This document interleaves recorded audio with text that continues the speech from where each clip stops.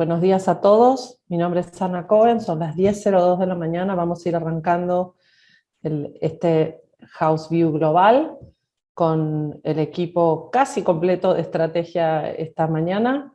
La idea es abordar una cuestión un poco polémica que tiene que ver con no si, sino cuándo arrancaría la recesión en los Estados Unidos, como prisma para empezar a mirar el panorama de las inversiones globales. Así que nada, mi nombre es Ana Cohen, yo soy presidente de Cohen Aliados Financieros, me acompaña Martín Polo, el jefe de estrategia de Cohen, y nuestra propia Dayana Olivera, miembro de ese mismo equipo de estrategia, para pensar un poco más concienzudamente de lo que livianamente podemos discutir. Me consta que el equipo ha mirado meticulosamente minutas de la Fed, y hemos charlado. Voy a pasarle ahora la pelota a Martín para que cuente un poquito más, pero después le voy a hacer preguntas respecto de las distintas sutilezas de esa Fed. Ayer tuvimos una relativamente mala noticia, algo esperada, sobre la inflación. Venían previniendo que en Estados Unidos la inflación iba a ser récord, lo es otra vez, no habiendo llegado al pico como se creía en junio. Con lo cual no sabemos si esto va a desinflar para adelante. La Fed definitivamente está intentando hacer eso, y algunos consensos de analistas de hoy indican que podría aumentar las tasas un poquito más de lo esperado este mes. Y bueno, la teoría de Martín cuando charlamos es que esto podría haber acelerado la recesión lo suficiente como para que ya la tengamos en puerta. Así que, sin más, gracias equipo. Te paso la pelota, Martín, y mientras voy monitoreando a ver si hay preguntas y voy interrumpiendo como es mi estilo. Bueno, muchas gracias, Ana. Buen día, buenos días a todos. Muchas gracias por participar en esta nueva edición del House View. Como bien comentó Ana, nosotros tenemos una visión un poco más, no tan optimistas en cuanto a la recuperación, a la situación económica en Estados Unidos. Vamos a mostrar por qué el título, ¿no? Por qué se adelantó la recesión de acuerdo a nuestra visión.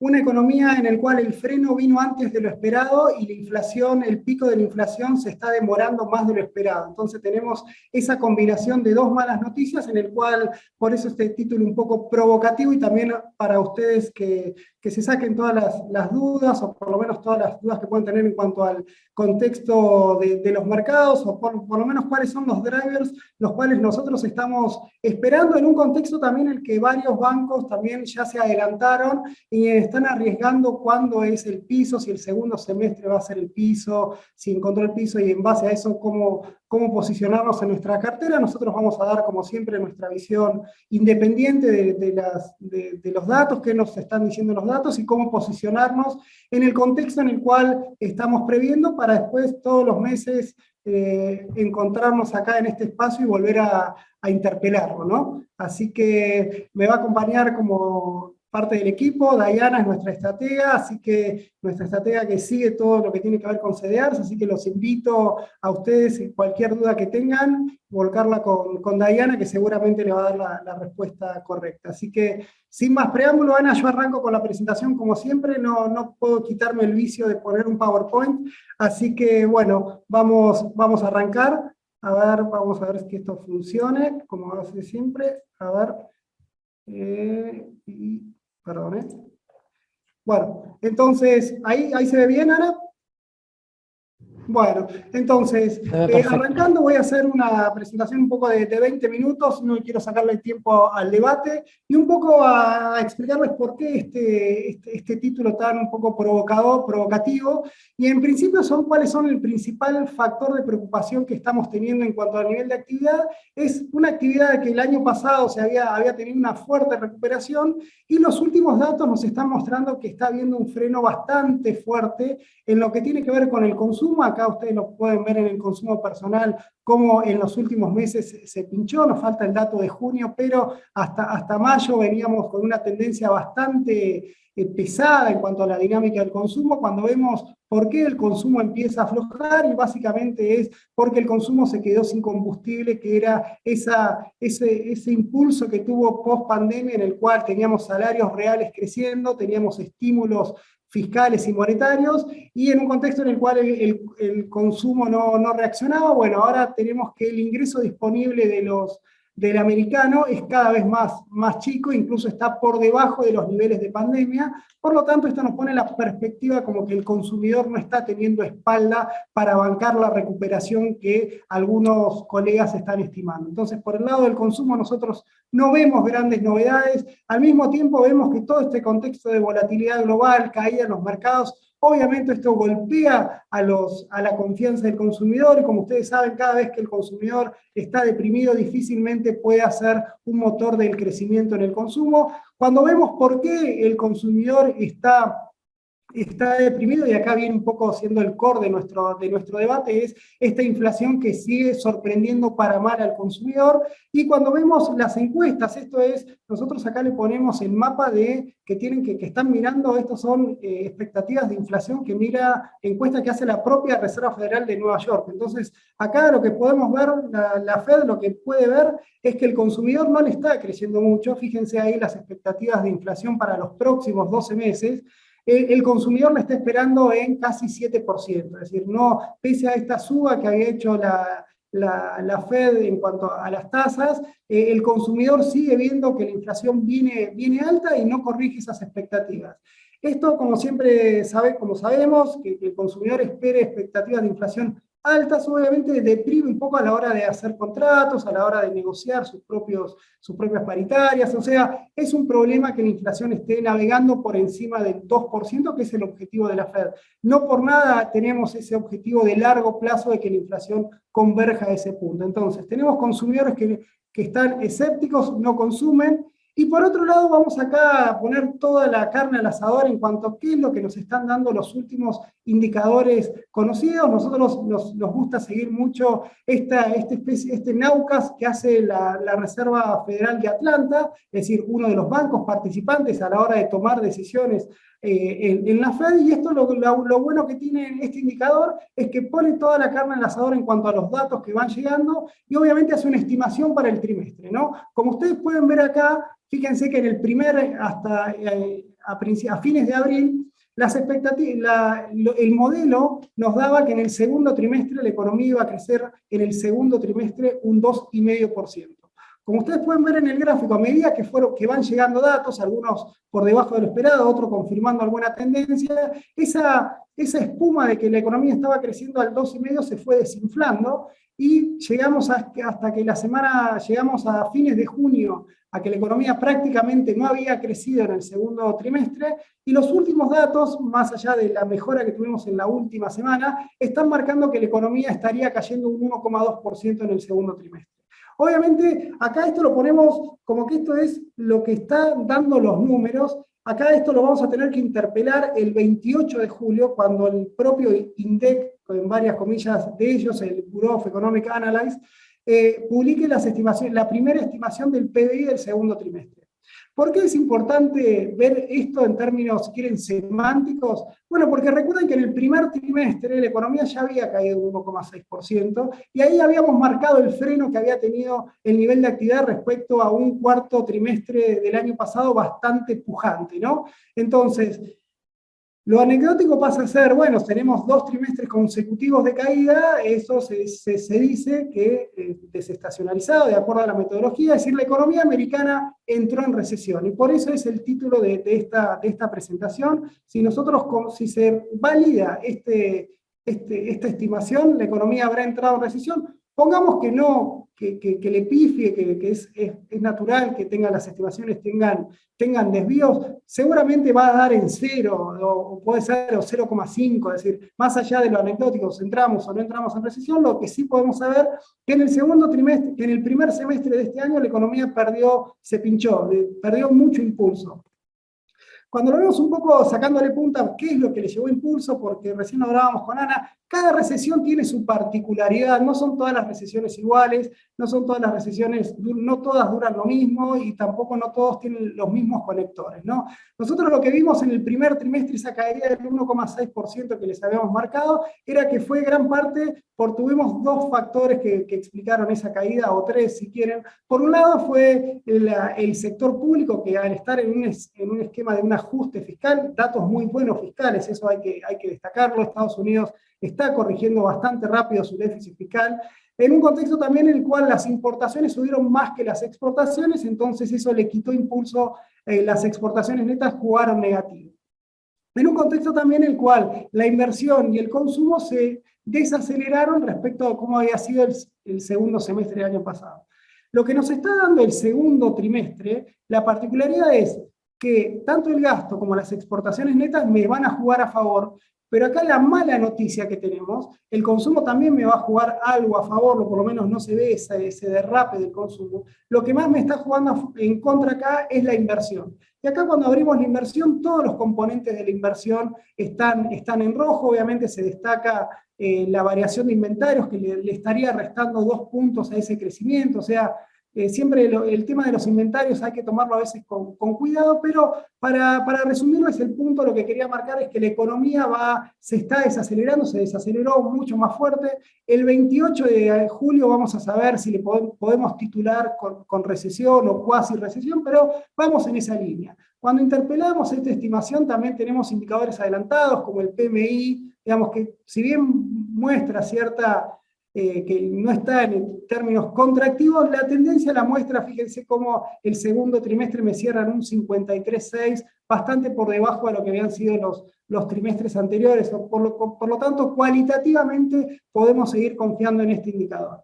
Entonces, tenemos una economía que se enfrió y un mercado laboral que nos trae buenas noticias. Tuvimos el último dato el viernes con una creación de empleo por encima de lo esperado. Ahora bien, es cierto que el mercado laboral está fuerte, que se crean muchos puestos de trabajo por mes. Tenemos que ser precisos en qué se está creando puestos de trabajo para saber si esto es transitorio o permanente.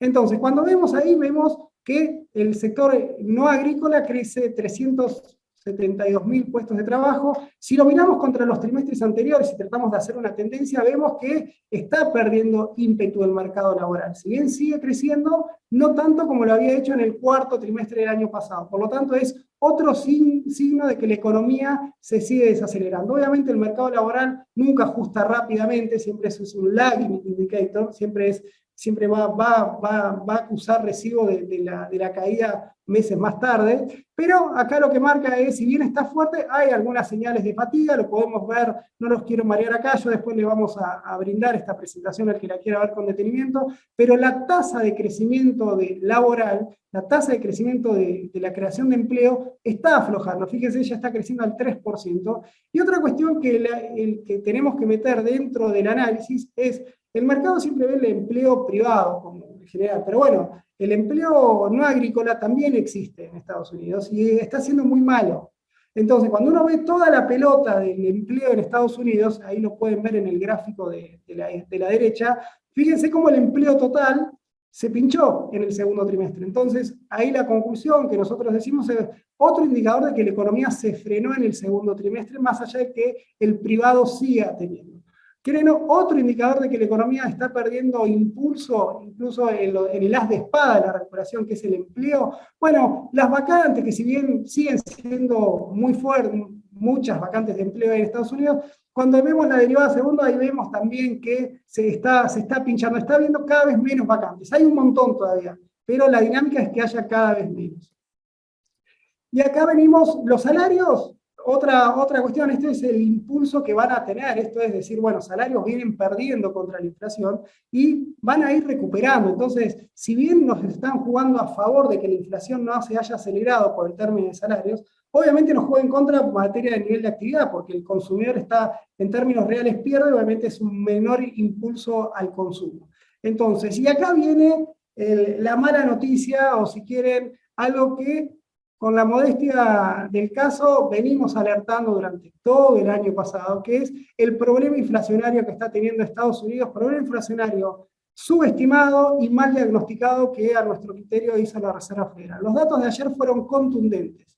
Tuvimos una aceleración de la inflación general al 1,3%, esto la llevó la interanual al 9%, ese 1,3% no hablemos de la interanual, veamos la mensual, fue la mayor suba desde enero de 1980, o sea, la mensual, o sea, nunca tuvimos un peor mes que este junio. Y obviamente después el interanual, sí, el mercado lo ve, pero en realidad el interanual trae muchos datos viejos, o sea, lo que hay que ver es lo que está pasando en el margen, más sobre todo cuando tenemos Estados Unidos que tiene índices desestacionalizados. La otra mala noticia que tenemos es que la inflación core también se aceleró. O sea, un 0,70 es la más alta desde mayo del año pasado. O sea, no encontró todavía ese techo. ¿Quieren verlo un poquito más detallado acá la interanual? Fíjense esto que decíamos, este barco que son los precios de los servicios, que son los que verdaderamente ahí impacta la política monetaria. Acá están detrás los problemas más de fondo de la economía americana, que es el crecimiento de los precios del empleo. Fíjense cómo los precios de los bienes sí aflojaron, algo, si quieren, la transitoriedad que decía el mercado, pero bueno, le faltaba el 60% del índice a analizar qué eran los servicios, que como ustedes ven acá, en junio subió casi un 1%, récord de suba de precio de los servicios. ¿Sí? Atento con ese tema porque es bastante pesado después para que baje, ¿no? Entonces ahí tenemos precios de los servicios que siguen subiendo.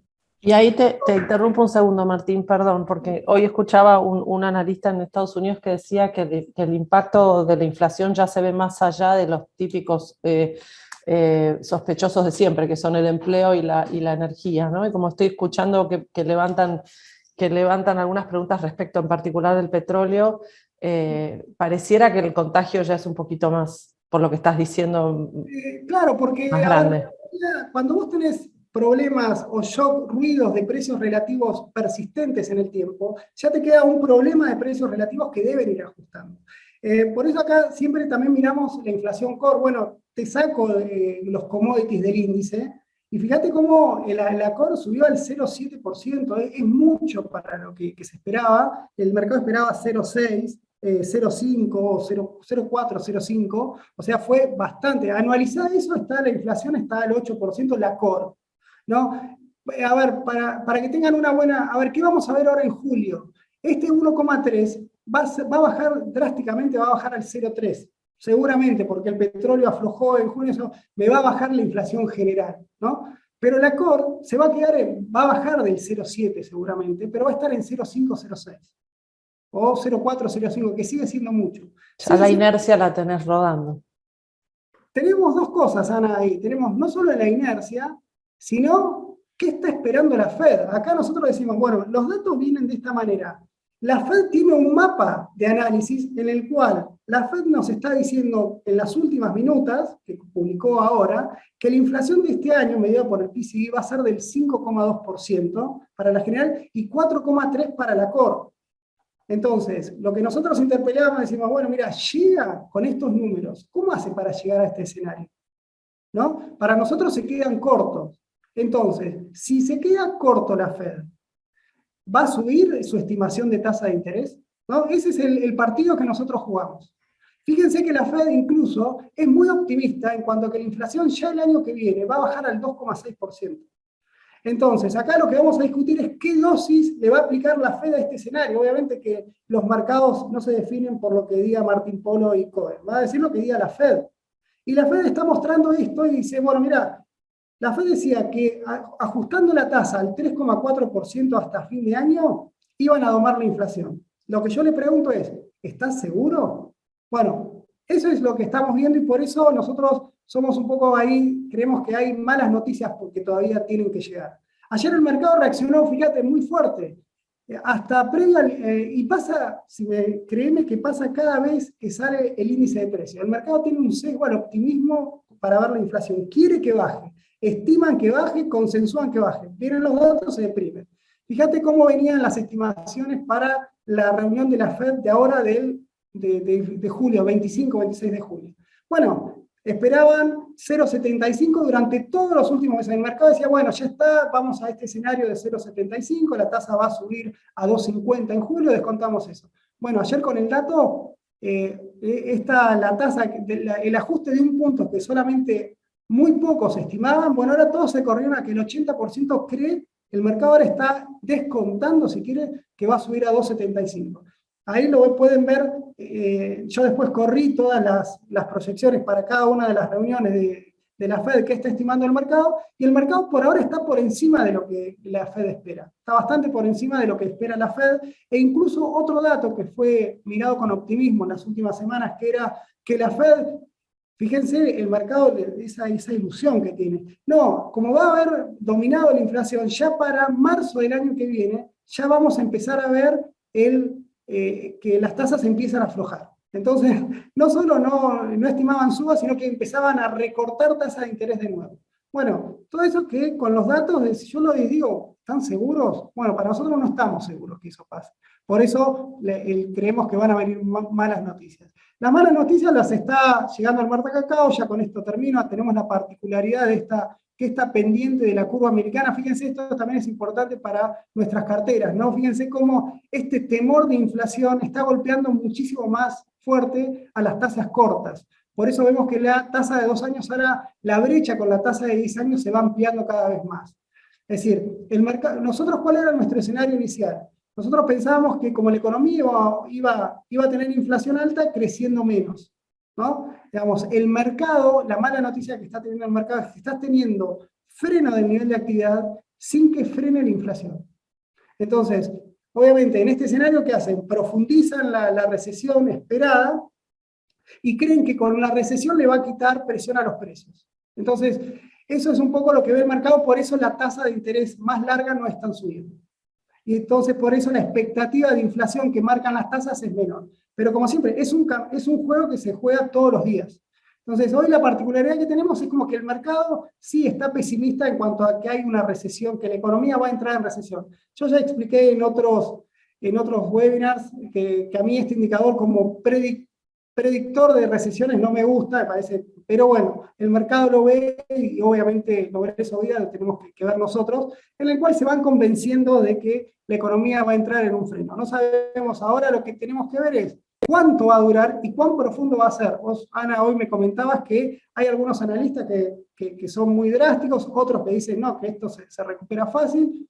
Vamos a ver, recién estábamos empezando, nadie tenemos la bola de cristal, por suerte tenemos este espacio todos los meses para ir interpelando ese escenario. Pero también esto está generando para nuestras carteras un montón de movimientos. Primero, que la Fed se le esté corriendo para que sea más agresiva, está apreciando el dólar muy fuerte. No solamente a nivel récord contra las principales monedas, sino también contra las monedas emergentes. Mala noticia para Argentina, que seguramente después va a venir alguna pregunta. El real brasileño ya está casi 5.50. Fíjense cómo ese veranito que tuvimos hasta abril se terminó.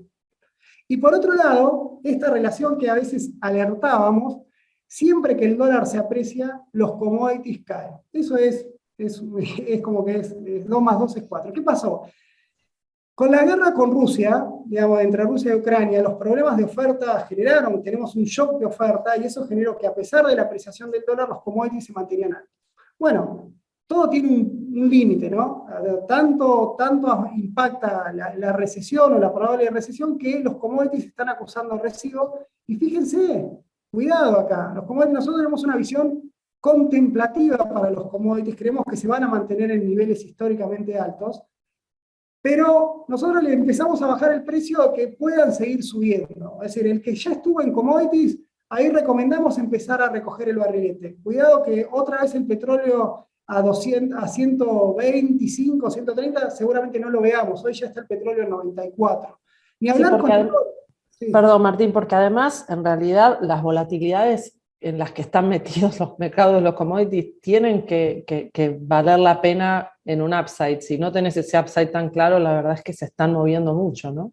Es como vos bien lo marcabas, Ana, fíjate el serrucho que hizo esto de los precios. Esto es el petróleo, bueno, ese es un número índice, ¿no? Pero esto suponga los precios es entre 120 y 90, como zigzaguea. Fíjate que el petróleo prácticamente está en nivel previo acá al 23 de febrero, que fue cuando Rusia invade Ucrania.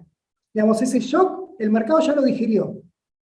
Después tenemos los shocks más estructurales de caída de inventarios y demás. O sea que ahí cuidado con eso, digamos, por eso digo, ahí recomendamos quietitos ahí, no sobreexponerse en commodities, e incluso fíjate el dato del cobre, ¿no? El cobre por excelencia es el leading indicator de la recesión global. Fíjate cómo la piña que se pegó el cobre, 10% en lo que va, 20, ¿cuánto está? 23% en lo que va del año. Cuidado ahí. El oro, que siempre es nuestra decepción. Todos queremos ser constructivos con el oro, que nos cubra de algo, pero no nos cubre de nada. Digamos, siempre hay inflación, cae. Hay baja inflación, cae. Digamos, es un instrumento que, bueno, que lo tenemos porque hay que tenerlo, porque, fíjense, es estable, pero olvídense que con el oro van a compensar pérdidas de otros sectores. Es más bien un catenacho de carteras, ¿no? Es decir, agarrado como en lugar de tener liquidez, bueno, ponerle en oro que quizás algo te puede dar, pero lejos estamos, y lo mismo, nosotros no hablamos de monedas virtuales, no es nuestro core, pero lo mismo va a pasar con todas esas monedas que osan con reemplazar al dólar como moneda de valor. Se terminó el mundo en el que había consideración sobre la no correlación, digamos. Los instrumentos tradicionalmente descorrelacionados no estarían funcionando. No está porque los fundamentals matan al relato, digamos. Es imposible que el oro reemplace al dólar como moneda global. Obviamente puede tener cierta volatilidad, pero acá por eso lo marcamos. Fíjate, es como que está muerto. El oro está muerto, digamos. Y no veo razones para que con tasas de interés subiendo el oro pueda recuperar algo.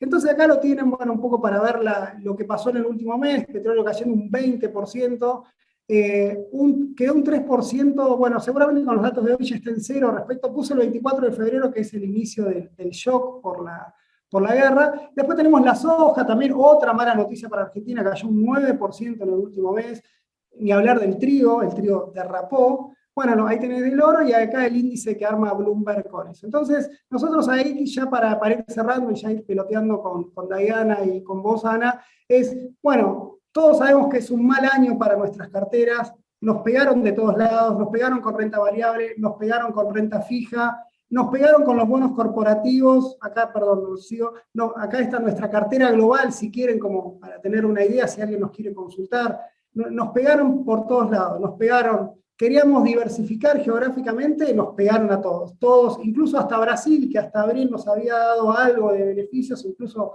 nosotros seguimos siendo optimistas con Brasil. Creo que Brasil está siendo castigado, obviamente bueno, no me insulten mucho, pero creo que tiene fundamentos Brasil para repuntar más allá del contexto político totalmente incierto que generan. A mí me parece está por demás castigado, pero bueno, los datos son los datos y lo cierto es que en lo que va del año Brasil nos tiró para atrás nuestras carteras, no tanto como todo el resto del mundo, pero también están los bonos corporativos, los bonos del gobierno, todos los hicieron pelo y barba con todos nuestros activos, por eso nuestras carteras en lo que va del año cayeron entre casi un 14% en promedio, ya sea tomando moderado crecimiento. Lo que pasa, claro, renta variable y renta fija están cayendo de la mano, o sea, no hay ningún colchón. No se salva a nadie. No se salvó nadie. Y con esto termino, Ana, que acá lo dejo la pelota ahí picando, en cuanto a qué escenario vemos para, digamos, nosotros estábamos en este escenario de estanflación, en el cual creemos que la inflación va a seguir alta, que el crecimiento se va a seguir desacelerando o cayendo, pero ese menor crecimiento no le va a ayudar a que la inflación baje, pero no le va a quitar impulso a que la Fed siga ajustando la política monetaria. Nosotros creemos que la suba de tasas va a continuar, digamos, porque la inflación va a ser más alta y es un problema político para Estados Unidos que el consumidor esté tan deprimido. ¿Cuál es el escenario que puede empezar a verse como constructivo en este sentido? Bueno, que la inflación y la Fed actúen tan rápido que puede ser un piso para los bonos. Es decir, nosotros creemos que las acciones tienen muchas malas noticias para digerir. Ahora estamos en temporada de balance, los primeros balances, ahora Diana nos puede comentar, no fueron buenos, o sea, ese amortiguador de malas noticias que pueden ser los balances del segundo trimestre, por ahora lo estamos esperando, los primeros siguieron metiendo goles. Pero bueno, si el escenario se complica por demás, ahí podemos tener un piso para las tasas y ahí sí que sea una buena alternativa, un buen punto de entrada para todo lo que tiene que ver con renta fija. Así que eso es más o menos lo que yo les quería comentar, lo que les quería contar. Así que ahora abierto a la Ahí, investigación. antes de preguntarle a Diana por los balances, ya igual vi en algunas noticias los que salieron hoy a la mañana no son positivos, no son tremendos, pero no son positivos. Incluso hay una señal, JP Morgan recortó, digamos, ganancias un 30%, las recortó, no está perdiendo, sino que recortó las ganancias, pero señal de que esperan algo parecido a lo que estás esperando vos es que volvieron a reforzar su previsión de incobrables, cosa que habían reducido significativamente. Pero en este contexto, Martín, de mediano y de largo plazo, más allá de que la inflación haya sido una mala noticia, de que los commodities no acompañen, de que no hay nada descorrelacionado que nos proteja, ¿no sentís que por ahí, tal como dicen algunos analistas en algunos bancos, el mercado ya lo haya descontado y estemos cerca de un piso? No digo que salgamos a comprar y no digo que tengamos un rally como el que tuvimos en el 2020-2021, pero puede estar pasando que ya hayamos absorbido la mayor parte del pesimismo. Sí, ojalá que, ojalá que así sea, Ana, digamos. No, con esto yo no quiero decir que el mercado va a seguir cayendo otro 20% en el segundo semestre, no lo sé. Genial, eso me importaba para no dejar un panorama tan negro, No, porque digamos, yo mi punto, lo que quiero destacar acá es, si el driver que usan esos analistas para decir que entramos en el piso es que la inflación se va a desacelerar rápido y que la economía no va a caer, la recesión va a ser cortita y rápida, de una salida rápida, bueno, yo te digo, bueno, si ese es el argumento, yo te digo, no, todavía no encontró el piso, porque nosotros no estamos viendo eso. Nosotros creemos que en ese sentido las noticias van a seguir mal. Eso no quiere decir que no haya carteras más aconsejables, digamos. Con esto decimos, nos mantenemos en una cartera totalmente defensiva, e incluso sacando los commodities un poco de nuestra cartera, sacando el precio y concentrándonos más en estos sectores como de utilities, consumo estable, no sé, de ahí me olvido de otro, pero son índices que en un contexto en el que el mercado cayó casi un 20-30%, ellos tuvieron caídas del 5% e incluso el de utilities ganó un 1%. O sea, no es poco en términos relativos a lo que está pasando en el mercado. ahí, bienvenida Diana al House View Global. Sos un staple nuestro de los morning calls y todas las cuestiones más internas, pero bien, presentamos oficialmente a Diana como miembro del equipo frente a las cámaras. Bueno, gracias Ana, gracias Martín por la invitación. Sí, sumar un poco a lo que decía Martín, a ver, es una realidad de que el mercado no está dando señales de que tocó fondo. De hecho, recién se publicó el índice de precios al productor, también volvió a superar las expectativas, resultó en un 1,1% respecto al mes anterior. Eh, Siguen siendo señales dudosas. A ver, sí, de acá al mediano plazo, la realidad es que esperemos que haya una reactivación, pero de acá al corto plazo nosotros seguimos recomendando una estrategia defensiva, como decía Martín, ¿sí? Históricamente, en las últimas recesiones, el sector de salud tuvo un buen desempeño, el del sector de utilidades también, entonces nosotros lo que recomendamos hoy en día es, primero que nada, diversificar la cartera, que eso, especialmente en este momento de volatilidad, es la mayor recomendación. Y después buscar aprovechar estos sectores que obviamente en el corto plazo no van a dar un retorno increíble como sí se dio el año pasado, pero sí lograr disminuir la volatilidad que se puede dar de acá a los próximos meses. Bien, si te dijera que tengo disponibles en Money Markets una suma relativamente considerable de pesos y tuvieras que dolarizarlo de alguna manera en CDRs, ¿qué harías? Mira, yo, como te comentaba antes, diversificar, yo armaría una cartera donde vos tengas, no te digo no tengas sector tecnológico, pero busca aquellos CDRs que, por ejemplo, logren un menor beta en comparación al sector, es decir, que logren una menor volatilidad en relación al mercado. Por ejemplo, yo te armaría una proporción del S&P, porque obviamente dentro del índice ya incluís diversificación, una parte del Dow Jones, porque está teniendo menores movimientos que el resto del mercado, y después te armaría distintas cosas como por ejemplo Johnson Johnson, a mí me gusta la compañía, IBM me parece que es una empresa que viene no mostrando tanta volatilidad en relación al sector tecnológico, entonces es una buena opción de compra. Después, sí tener el consumo defensivo. PepsiCo, la realidad es que mostró buenos resultados de balance. También una cosa que está buena es tener en cuenta aquellas empresas que tengan poder de mercado, porque eso hace que, a pesar de que estemos en un momento de recesión, la inflación sigue alta, entonces que sean compañías que puedan trasladar de alguna forma esa suba de costos a sus precios. Y obviamente teniendo en cuenta que el CDR logra una cobertura de la suba del tipo de cambio cortado con liquidación, que en el escenario local también sirve, ¿no? Sí, por eso me quería enfocar en eso. Así que bueno, nada, algo más para agregar. ¿Qué pasa con la renta fija? ¿Qué piensan ahí? Hay como movimientos que dicen, bueno, en este contexto ya es hora de empezar a armar alguito de tasa.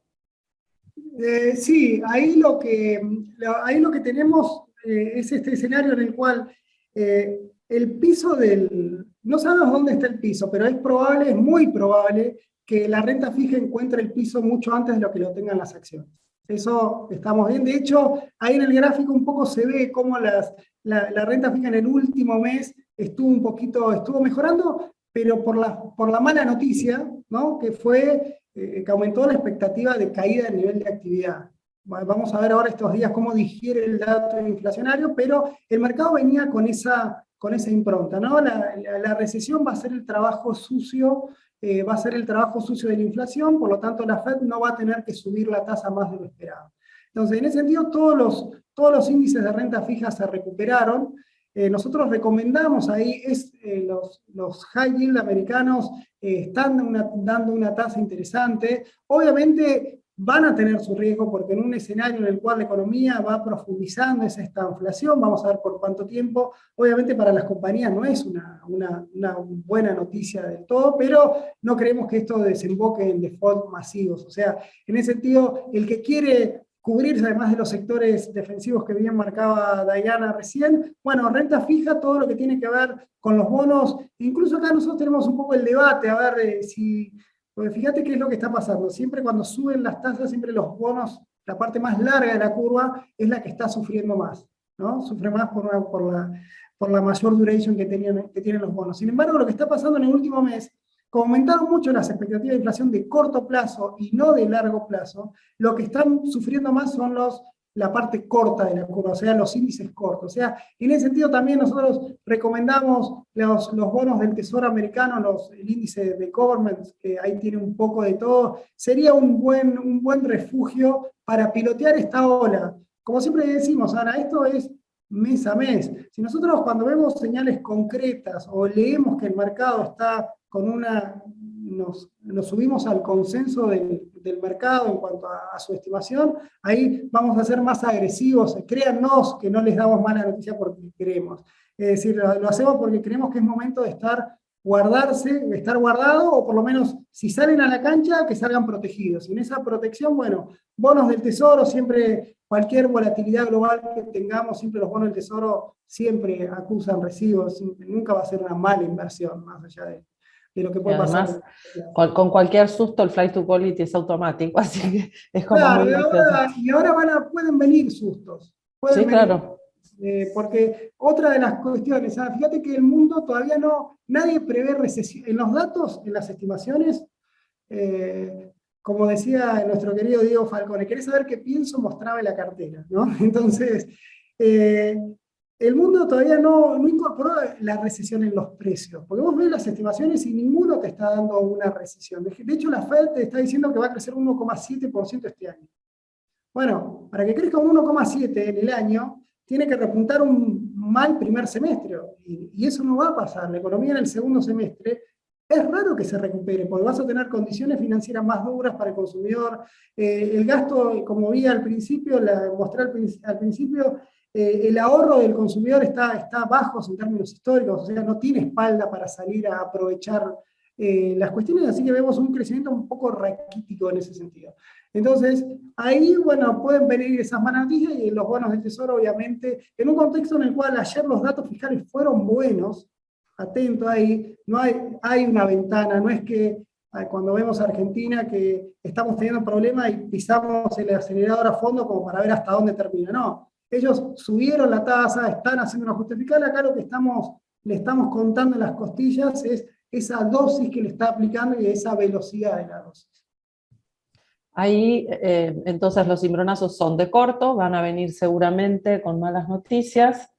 Me debo dos preguntas. La primera, que me contestaría yo sola de ansiosa, pero voy a dejar que los expertos lo hagan, es la situación del euro, ¿no? Lo vemos erosionando su valor frente al dólar por razones obvias que tienen que ver con los problemas bélicos que tienen en su este bueno, y lo que eso implica en términos de lo que es la capacidad de provisión de energía para el invierno que vendrá, y también una incapacidad de subir las tasas porque dejan afuera a muchos de sus propios países periféricos en una situación más expuesta de su deuda. O sea, pareciera que tienen menos capacidad de movilidad para reaccionar como la Fed o como Nueva Zelanda o como Australia, ¿no?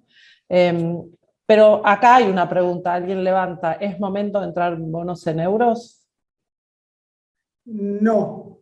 Bien. No, digamos... Me alegro de coincidir. Es cierto lo que marcabas, Ana, de la apreciación del euro. Ahora, abrimos el espectro y el dólar se fortaleció contra todas las monedas.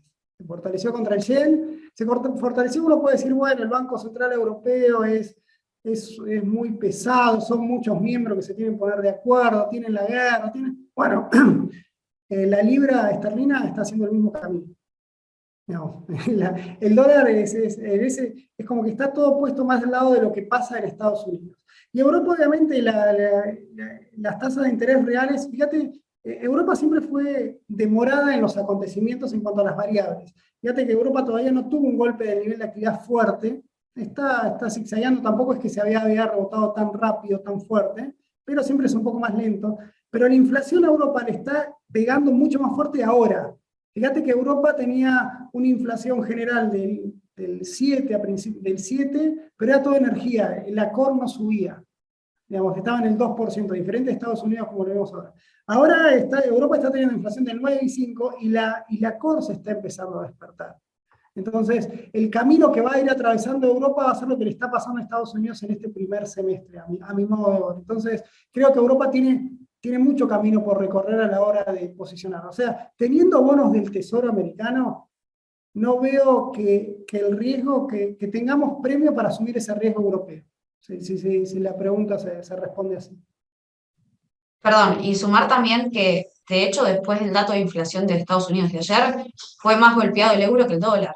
¿Por qué? Porque se espera una respuesta automática por parte de la Fed, como comentaba Martín, cómo subieron las expectativas de un alza de 100 puntos básicos y terminó retrocediendo el oro. O sea, el DXY se mantiene todavía en máximos de este año, con lo cual se sigue mostrando la fortaleza del dólar a pesar de los datos negativos que sigue mostrando el mercado. Ahí respondo también, estoy de acuerdo y les salto un poco a los bonos corporativos americanos. Mirar balances, mirar sectores defensivos, tal vez sea momento de armar algo de tasa ahí en investment grade, ¿o no?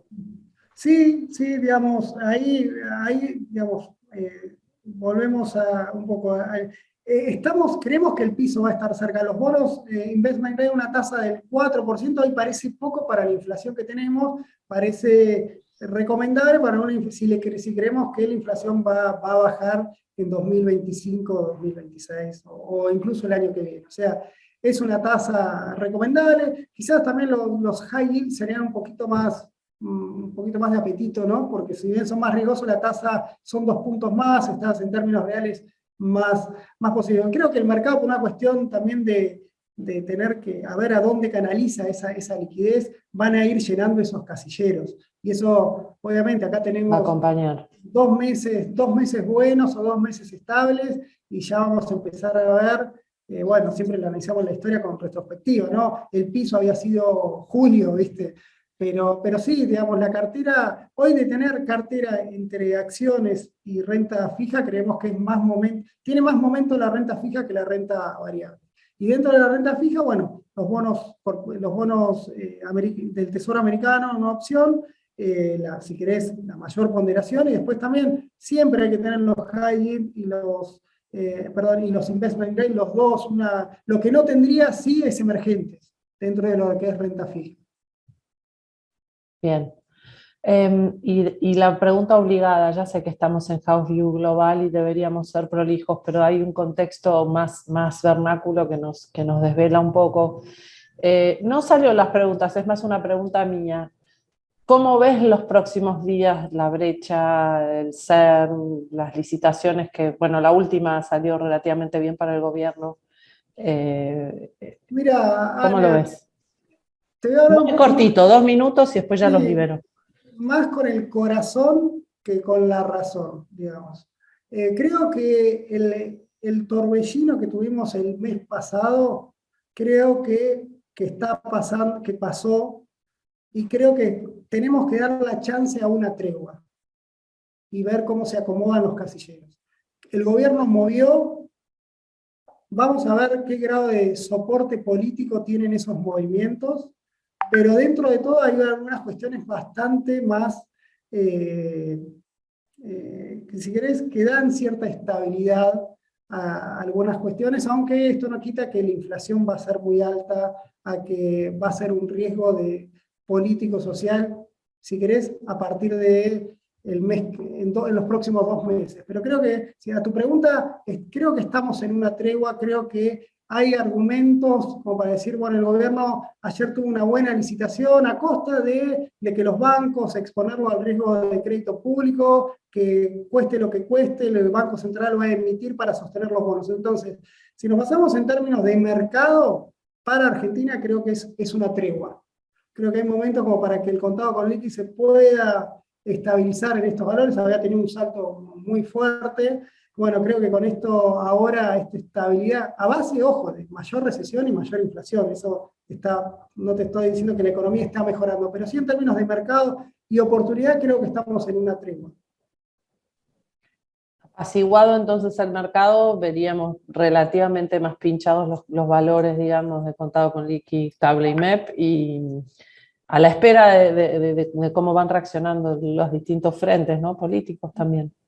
Sí, Así ahí, que, como es, te iba a decir algo y se me fue la idea, pero también perdón. es un poco que el premio, a ver, acá vamos a una recomendación, adelantándonos a la recomendación, el premio que va a dar el SER, tenemos una inflación tan alta que va a ser julio, y tenemos bonos que vencen dentro de tan poquito, podemos tener retornos de tasas de la inflación de julio va a estar entre 7 y 8. No hay mucha vuelta ahí. Eso es una tasa anualizada del 150% para un bono que te puede vencer a principios de septiembre.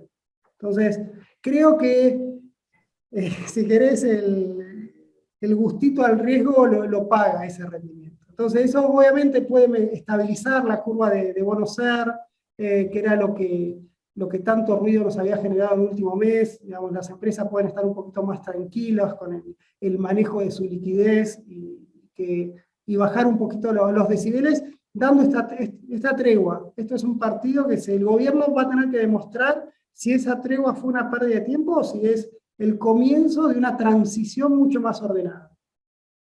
Bien, clarísimo el panorama, no del todo alentador en ninguno de los planos, pero tampoco vemos que, digamos, solo podemos ver el corto plazo en ambos lados. Les recuerdo a todos los asistentes de cualquier manera que esto se hace una vez por mes. Nosotros seguimos muy de cerca todas las sutilezas, desde las minutas de las distintas FEDs en los Estados Unidos, hasta el seguimiento muy cerquita de todas las variables. Este review lo hacemos todos los meses, los invitamos a participar. Les agradecemos. Dai, ¿te quedaste con algo en el tintero que podrías agregar o te parece significativo, o lo dejamos para el mes que viene? No, me parece que estuvimos tocando todo. Igualmente, nada, para recordar cualquier duda, consulta, lo que necesiten, nosotros estamos a disposición desde el equipo de research, así que nos pueden contactar. Y también en la página de perspectivas, nosotros ante cualquier novedad subimos todas las ideas de inversión, así que se pueden mirar desde ahí. Perfecto. Bueno, muchas gracias a los dos, gracias a todos aquellos que nos oyeron y los vemos el mes que viene. Gracias, Ana. Muchas gracias. Gracias Chao, a todos. chao.